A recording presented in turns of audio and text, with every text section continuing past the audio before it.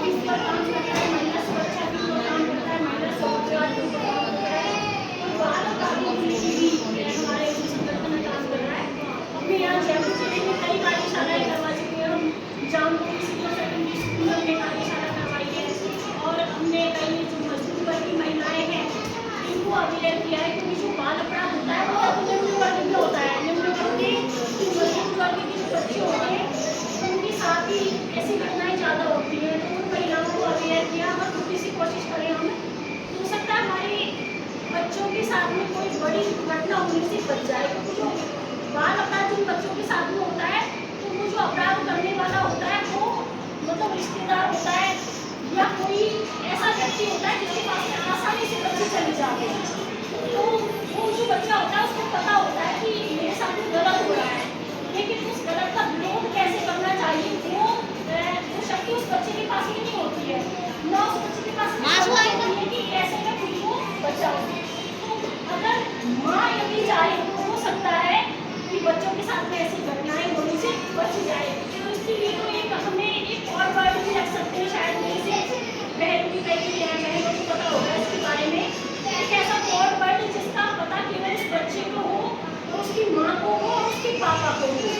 कई बार होता है ना स्कूल में से बच्चों को ले जाते हैं, तुम्हारे पापा का एक्सीडेंट हो गया, तुम्हारी माँ हॉस्पिटल में, कंडीशन बहुत ज़्यादा खराब है, तुरंत बुलाया तुमको, ऐसा कह के बच्चों को ले जाते हैं। और फिर ये घटनाएं होती है तो हमारे जैसे परिवारों के बच्चे भी ऐसी मतलब घटनाओं के शिकार हो जाते हैं। तो ऐसे में एक जो फॉरवर्ड वाली चीज़ है वो हमें जरूर अपनानी चाहिए। वो इतना सीक्रेट होना चाहिए कि केवल उस बच्चे को पता हो और एक माँ को पता हो और पिता को पता हो।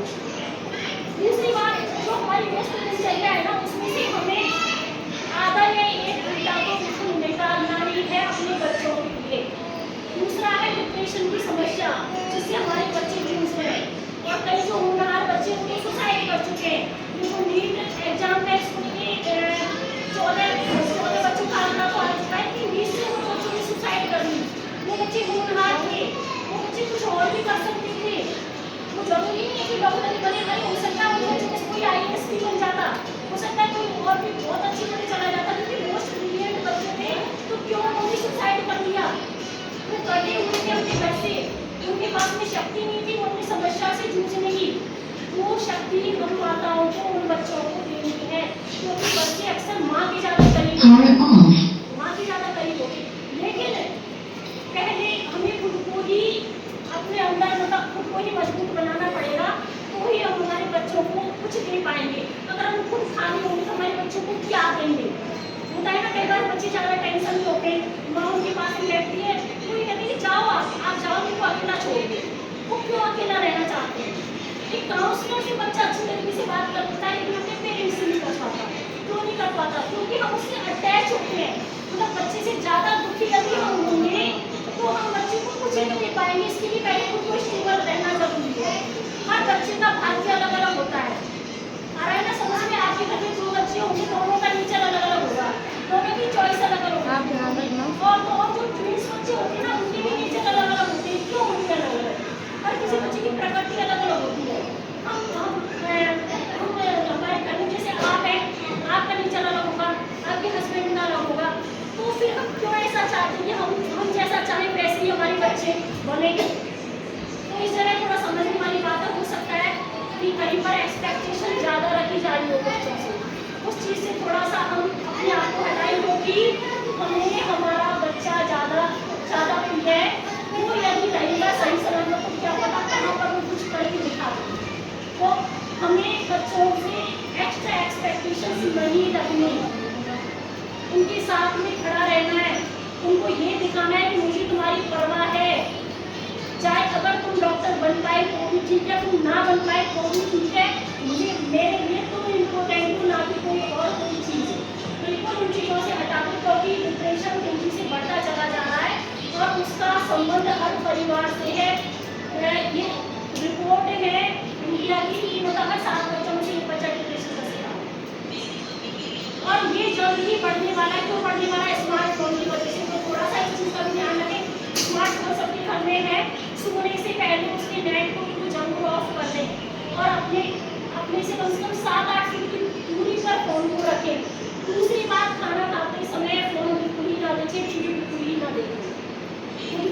ही बच्चों को भी आप देखते थे, क्योंकि आजकल टीवी में कोई काम की चीज़ें नहीं आ रही है, हर कोई सीरियल आ रहे हैं तो वो हम देखेंगे, कोई चीज़ 2 दिन बाद हमारे घर में शुरू हो जाएगी।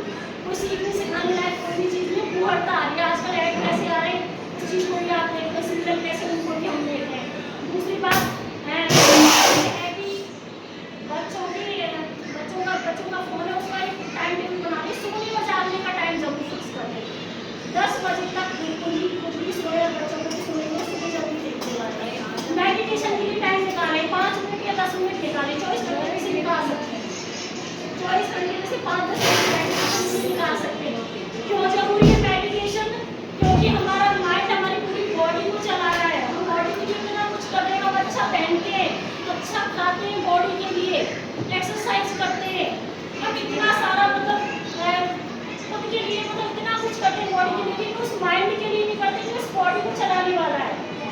समझो इस चीज को, माइंड हमारी बॉडी को चला रहा है, माइंड हमारा थका हुआ है माइंड, और उस थकी हुई के ऊपर अपन और भार डालेंगे ना तो माइंड नहीं झेल पाएगा। इसलिए आजकल टेंशन भी ज़्यादा होती चली जा रही है, डिप्रेशन ज़्यादा होता चला जा रहा है। क्यों होता चला जा रहा है? क्योंकि अपनी सुविधाएं काफ़ी सारी इकट्ठी कर दी, लेकिन हमने रिलैक्स अपने माइंड को बिल्कुल ही नहीं किया। जो भौतिक चीज़ें होती है ना, सुविधाएं, टीवी ले लो, सोफा ले लो, और भी चीज़ें ले लो, या हमारी देह को जो बॉडी है ना उसको रिलैक्स करती है, माइंड को रिलैक्स नहीं करती। माइंड के लिए तो तुमको मेडिटेशन अपनाना होगा, और वो जरूरी है। मेडिटेशन अपनाओगे, पहले खुद सही पाओगे तो अपने परिवार को सही रख पाओगे। परिवार को कैसे रख पाओगे? जो महिला होती है ना, परिवार की नींव होती है, और है ना, समझ में महिला परिवार की नींव होती है। और जब वो खुली थकी होगी, खुली बीमार होगी, तो परिवार को कैसे चलाएगी? देखो, आपको किसी भी तरह की बीमारी है वो सहज समझ में आ जाती है, मेरे सिर में दर्द हो रहा है, मेरे को कुछ भी एक्सरसाइज समझ में आ जाती है। लेकिन आपका माइंड थका हुआ है, वो समझ में नहीं आता। आपको समझ में मेरा माइंड थका हुआ है, थकी हुआ माइंड थका हुआ माइंड है, वो ज़्यादा कुछ नहीं कर पाता। हम अपने आप को इग्नोर कर ले, इग्नोर मत करो, अपनी टाइम दो। अपनी टाइम नहीं देती है लेडीज, चाहे वो ग्रामीण लेडी हो, चाहे वो यहाँ हो, चाहे वो कितनी वर्किंग वूमेन हो, लेकिन अपनी टाइम नहीं देती। अपनी टाइम देना चाहिए, कम से कम 10 मिनट टाइम दो। बच्चों के फ्रेंड बने, हम टीचर ना बने, टीचर से वैसे परेशान होकर आता है, और टीचर नहीं मिल जाता उसको मम्मी और पापा के। समझो इस चीज़ को, टीचर बन के जब आप बात नहीं करोगे तो बच्चा अपनी मन की बात को कहेगा। आप टीचर बन के बात करोगे, यार मैथ में कितने नंबर आए, इसमें कितने नंबर, ये नंबर क्यों कम आया, तो बच्चा ऑलरेडी परेशान होता है, और उसको हम प्रेशर डालते हैं, इससे वो बचने की कोशिश करता है। उसको समझ नहीं आता कि मैं कहाँ जाऊँ, तो उसको फेस तो करना ही है।